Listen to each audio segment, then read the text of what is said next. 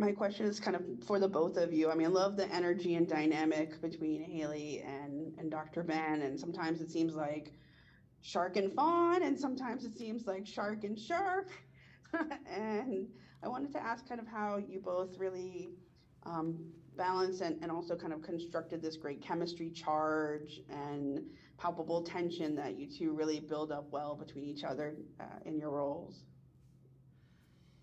But the chemistry's Chemistry. just there, you know, isn't it? Yeah, I Yeah. mean, we just kind of, they Yeah. say action and we go, you know? We're very lucky, and you know, the scenes that we have together are really well-written scenes. Absolutely. And there's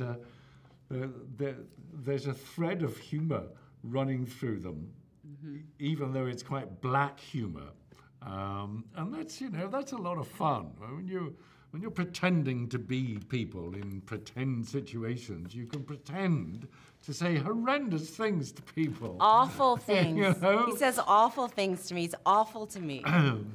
But, you know, I mean, it's fun. We can laugh about it, you know? And I always think, like, you know, when you're in the situation, it's not funny. But if you were out, like, in real life, sometimes, for example, my family, we get into the craziest fights that are horrible when you're in them. But if you were looking outside, it's actually hilarious, you know. And I think that is some of it. It's not that we're trying to be funny or anything. It's just that he's really trying to kill me, or saying he's going to kill me or whatever.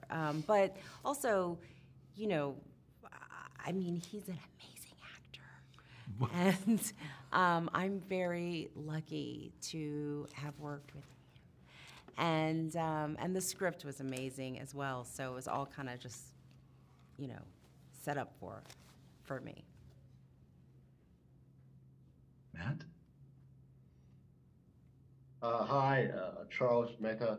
Hi. I just want to ask Mehta. Yes. Did you know going in just how prominent your character was going to be, from the pilot? And Charles, I've loved your work since 1993 Oh, or thereabouts.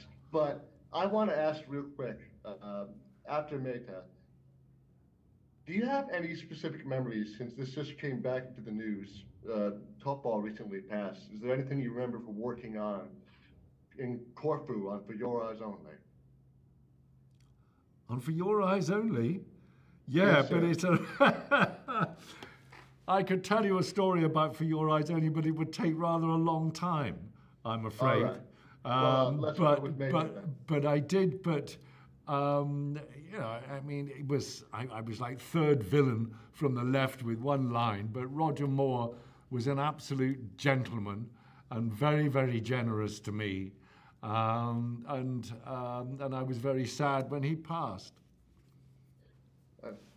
Mehta, was your part, you know, were you expecting it to be as prominent as it became from the pilot? Sorry. Well, yes.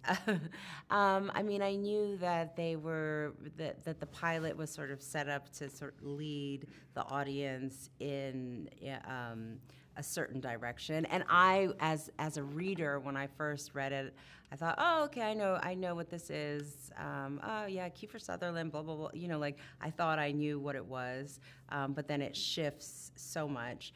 But yeah, I mean, I didn't know, like, we didn't have all the scripts written, and there were many things that I didn't know, but I knew the gist that that Haley was going to be a big part of Rabbit Hole for sure. Thank you.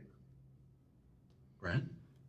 Mehta, it's a pleasure to meet you. Brett Allen here. Hi. I've been a fan of your work for a very long time. Oh, We thank could you. spend hours talking about the projects that you've been a part of. Thank you. But you seem to strategically pick parts and choose things that are different and unique each and every time.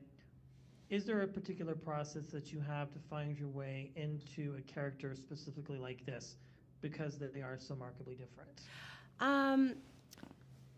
That's a big question. Well, I've always wanted to have a very varied career. I've always wanted to play very different characters and to show I've just always, liked being other people than myself and having new experiences.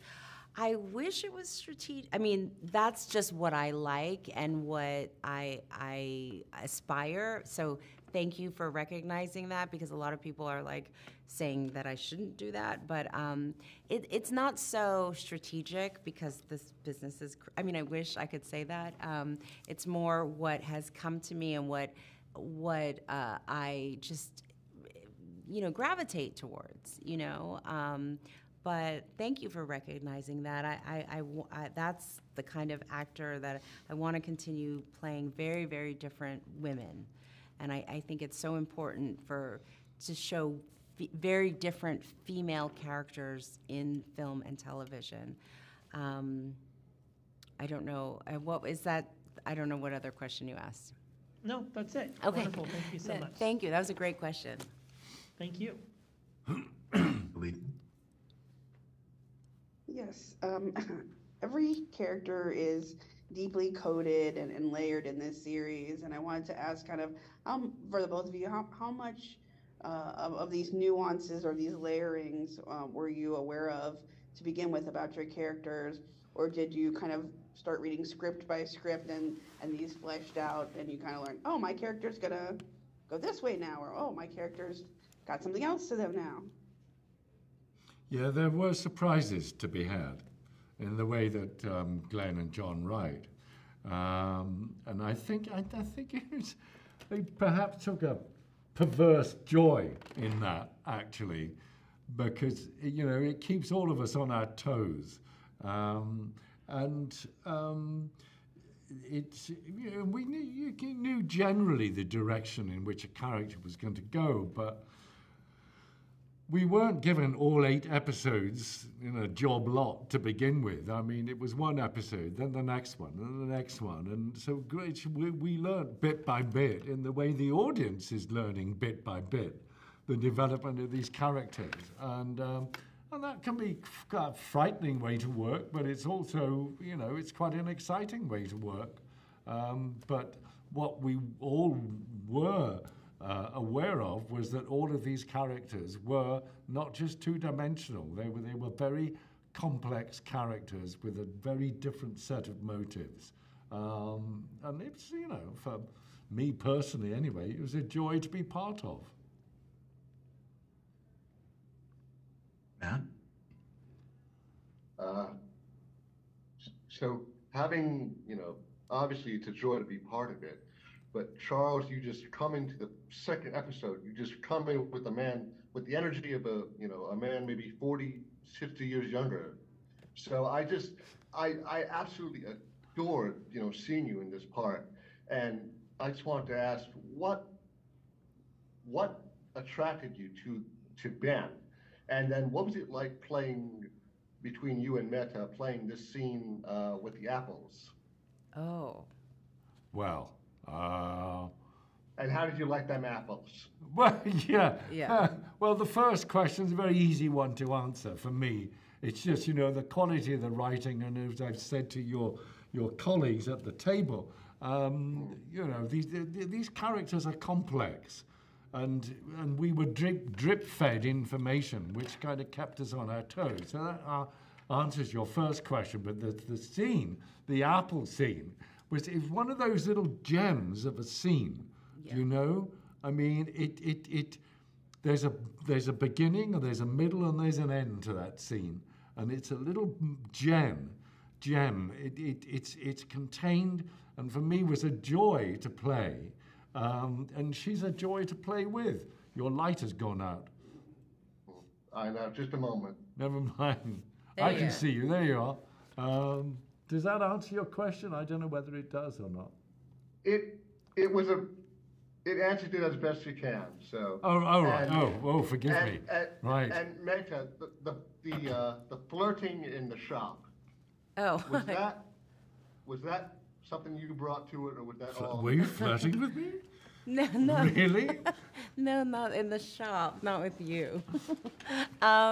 Well, yeah, I mean, of course, yes, darling. Yes, I mean, she's gonna. I thought that Haley is gonna use everything she can to get what she wants, and that's one of the things that she uses, and I thought that would be fun, and it worked. I think it worked out all right. Well, I absolutely just adored, the episodes that I saw, and I'm really looking forward to the rest of the series. Thank Great, you so good. much. Thank you. Thanks. That is all the time we have. Thank you so much. Please say your goodbyes as you exit. You have a lovely day. Thank you. Bye. Ciao. Thank you. Pleasure and honor. Bye.